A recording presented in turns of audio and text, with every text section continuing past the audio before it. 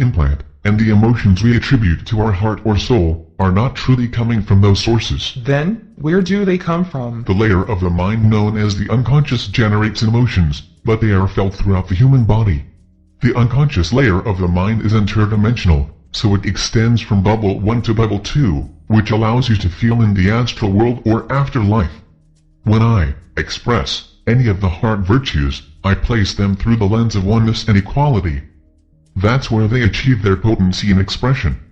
Then I take that experience, and quite literally send it to my head region, imagining that experience is placed in the pineal gland, in the center of the brain. This is my way of mailing it to everyone, through the unconscious mind. Why do you call them heart virtues if emotions are generated by the unconscious? The heart is a metaphor for the portal within each individual. It is relatively free of the human 2.0 interface and mind functional implants, partly because of the electromagnetic field it produces, and partly because of its physical dynamics.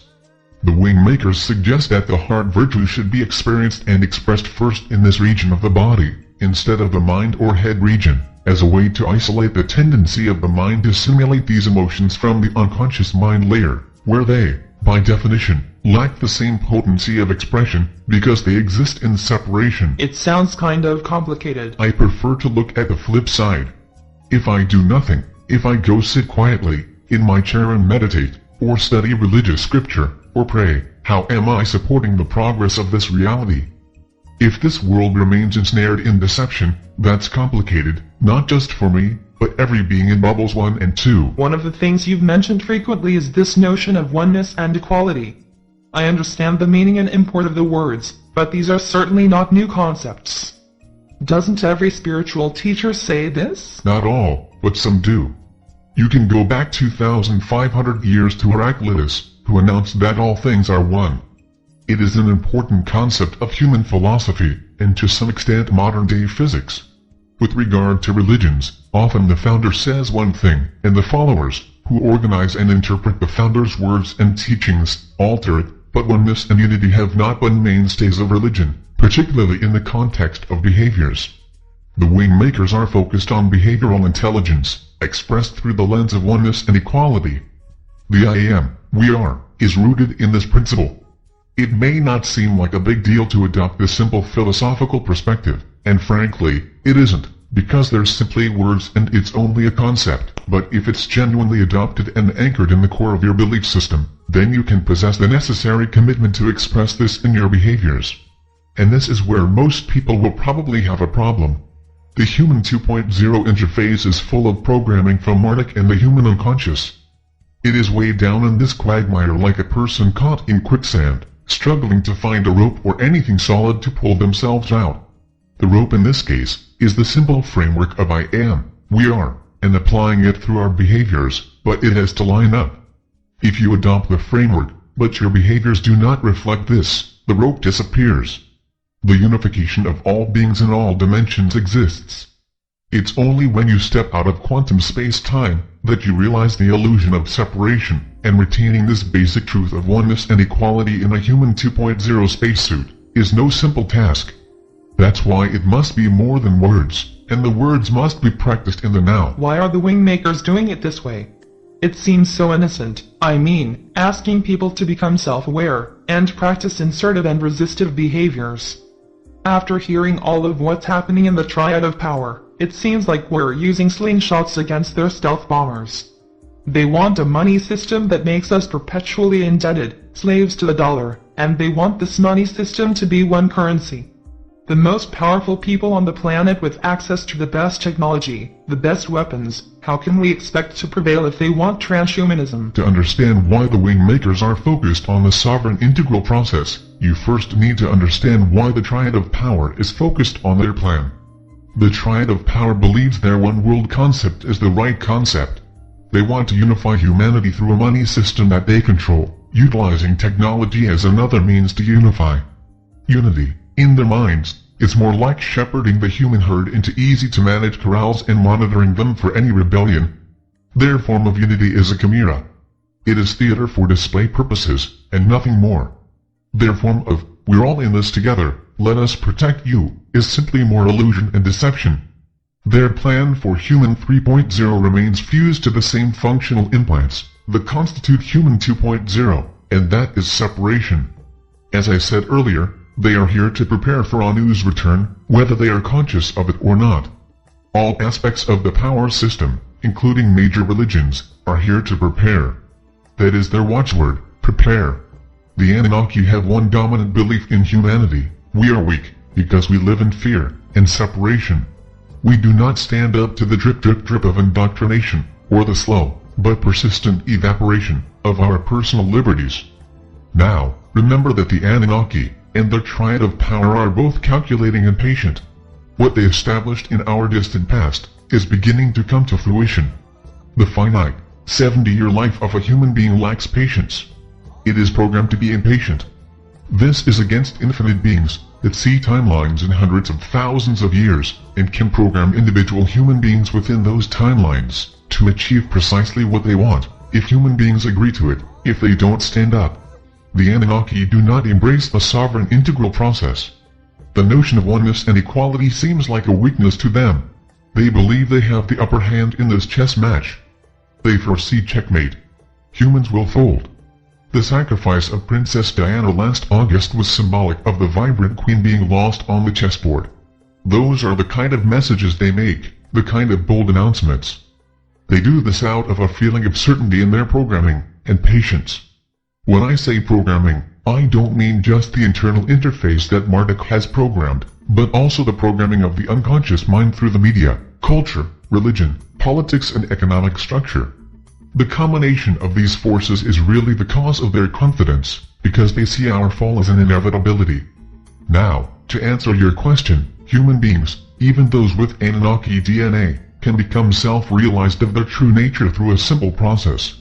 It doesn't require that they meditate and pray all day, or retreat to an ashram. The sovereign integral process becomes a natural part of the life expression of the individual. If enough human beings can embrace this process, or something like it, the crack in the wall will expand, the wall will become less stable, and the world of separation, in its brittleness, will begin to crumble. The life essence is what we have on our side. This is not a slingshot as you put it. It is the infinite force that powers every object in the universe. Life is inside us, and it exists in one and only one state: equality and oneness. The entire hologram of deception, as created and curated by the Anunnaki and their cohorts, that is not life, it is the exemplar of separation. Life is truthful and authentic. Separation begets deception, unworthiness and fear. If enough human beings awaken, if we begin to realize what's afoot, what plans are being made to further enslave us, and ensure that we remain a part of the hologram of deception, life will move inside us and we can collectively stand up and stop this, but it has to be done in the right way, with honesty, forgiveness and compassion. The alternative to separation must be expressed in our movements and practices. We have to model these behaviors as a collective entity. That is the definition of the grand portal. You've talked a lot about separation. Can you elaborate on why this concept is so prevalent? If you look at the material that comes from religion, spirituality, philosophy, psychology, even the arts, you will see that much of this material is designed to be an owner's manual for our functional implants. They support the Human 2.0 interface. They instruct us on the methods and attitudes to activate these systems inside us. I've previously mentioned the 3 layers of the consciousness interface: the conscious mind, the subconscious and the unconscious. The unconscious is where we mostly operate in terms of our behaviors and perceptions. The unconscious mind layer is deep and penetrating, and it is universal. As I said, it's how Anu uses the oneness concept to his benefit. We are one in separation. The unconscious mind is one. Separation is a fractal energy. It infects everything within the hologram of deception to such a degree that it's not recognizable. No matter how well-intentioned a person or organization might be to convey true information, what often lurks behind the information is this fractal energy of separation, and its use of comparison and judgment, and all the other tools of separation that distill down to fear and unworthiness. It's as if the internal programming of Marduk and the external programming of the triad of power echoes around in all content of all times and cultures, so common and accepted as to be unnoticeable. We have accepted separation because it seems normal.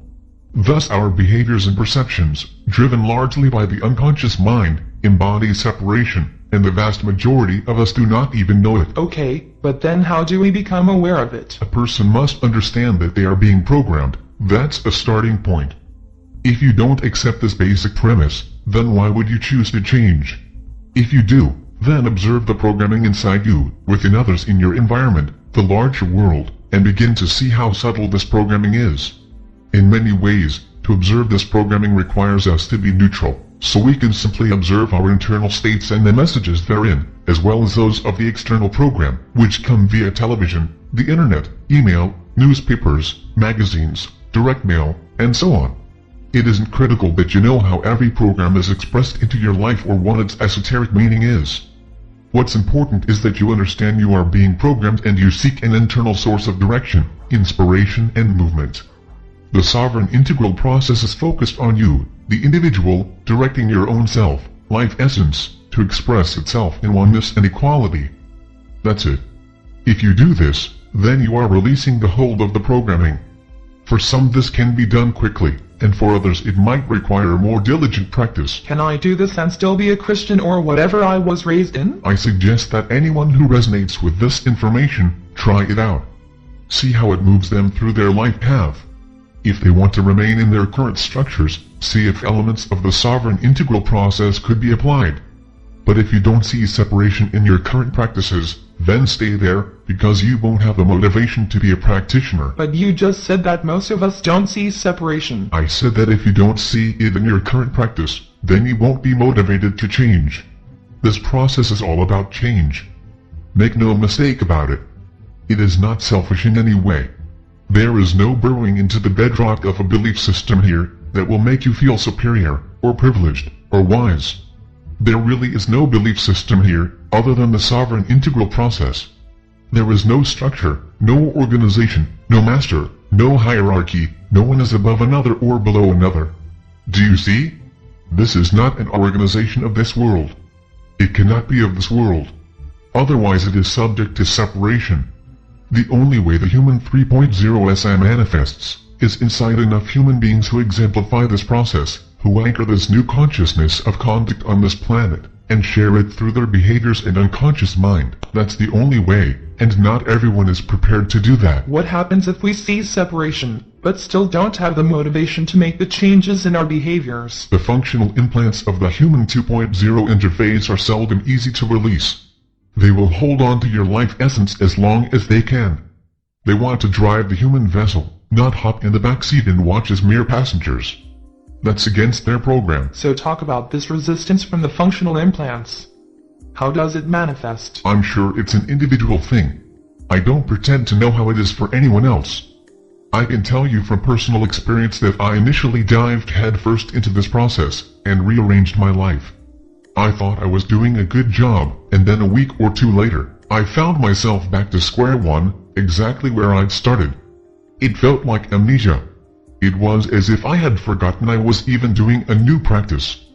Admittedly, in my case, I had a lot of distractions in my life, but everyone can probably say the same thing.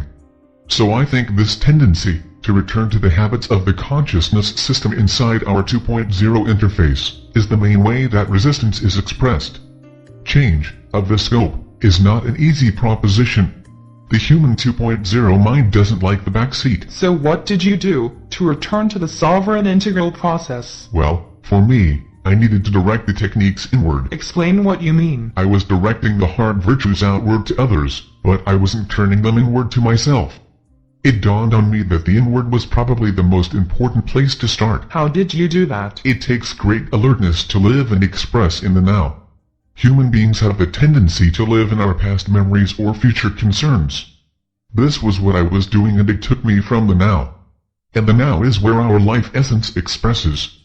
It isn't in the past or future, only the consciousness framework pivots between past and future, so if you find yourself in there, you know you are not in your essence. When I realized this, I read from the WingMakers philosophy that breath was the magnet of nowness. It was the element that brought the human being into nowness by being aware of their breathing. I also learned that there were different kinds of breathing that enabled this sense of nowness to penetrate more vividly into the hologram of deception. The point is that simply being aware of my breath helped, as the WingMakers put